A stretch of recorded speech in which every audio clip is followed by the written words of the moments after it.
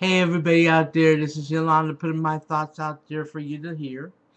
And we're going to talk about a period of the 80s where Steven Spielberg put out some of his finest work.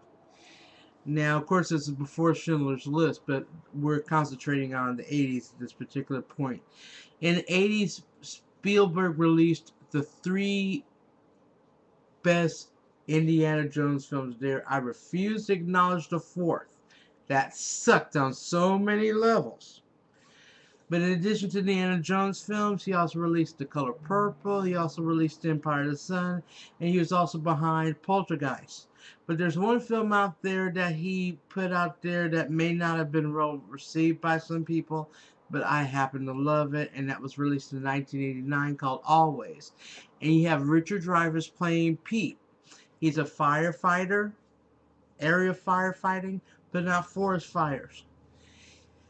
He takes a lot of risk in what he does, almost gets himself killed. His girlfriend, Dorinda, played by Holly Hunter, does not like this.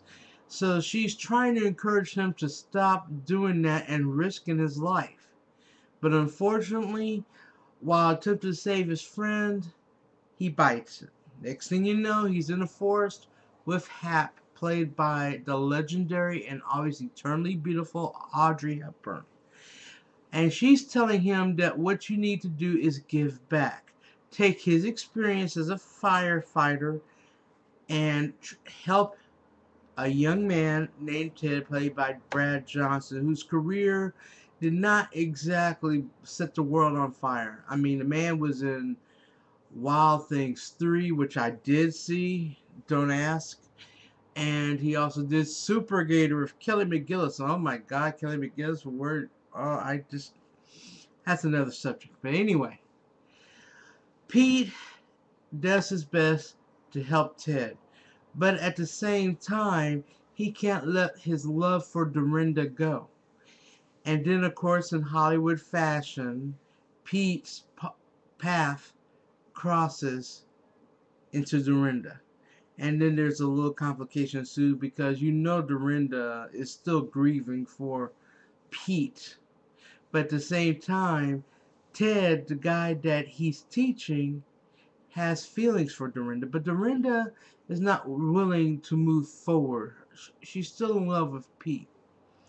There's also a great role with John Goodman here as his best friend. And there's a scene in there involving beer and chicken. I just, something about that scene just make me go, eesh. But you have to watch the film.